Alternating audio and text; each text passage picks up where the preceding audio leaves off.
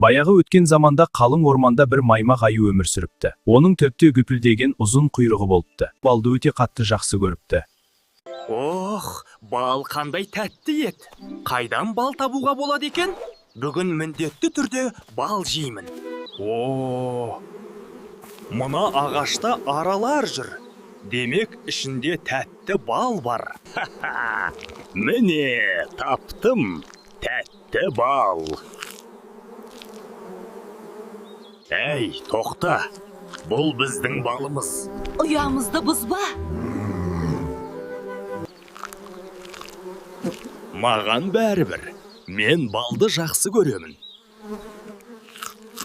Аралар, шабуыл!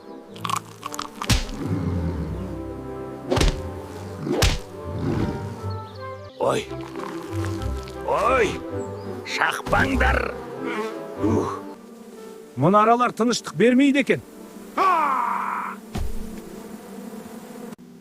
Әй, аю, сен не істеп жатырсың? Неге аралардың ұясын бұзып жатырсың? Мен тек бал жеп жатырмын. Бұл дұрыс емес. Мен сенің қазір сазайыңды тарттырамын. Енді білетін боласың. Мә саған. Құйрығым, мен кеттім.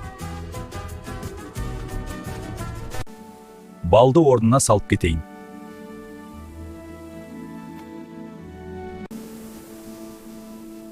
Неге адам біздің балды өзімен бірге алып кетпеді? Адамның өзінен барып біліп келейік.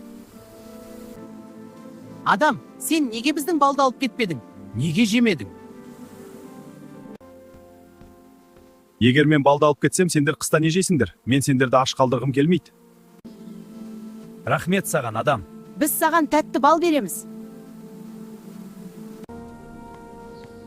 Ал мен сендерді аюдан қорғаймын. Содан бері аюдың ұзын құйрығы кесіліп, келте болып қалыпты.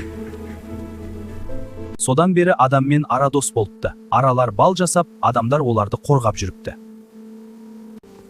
Әке, аралар қалай бал жасайды? Балалар, бал аралары гүлдерден тәтті шырын жинайды. Сол шырыннан ұяларында дәмді бал жасайды. Ұяның ішінде кішкентай бал толған ұяшықтар болады. Ара бағатын адамды арашы деп атайды. Арашы ұяны ашқанда, алдымен араларды қорқытпау үшін аздап түтін шығарады. Балға толған ұяшықтары бар рамкаларды ақырын алып шығады. Ол рамкалардағы балды арнайы құралмен шығарып алады. Бірақ арашы барлық балды алып кетпейді. Аралар қыста аш қалмау үшін олардың ұясында біраз бал қалдырады. Сондықтан аралар адамдарға тәтті бал береді, ал адамдар араларға қамқорлық жасап, оларды қорғайды. Достар, бал аралары өте еңбекқор. Сондықтан араларды ренжітпейік, ұяларын бұзбайық.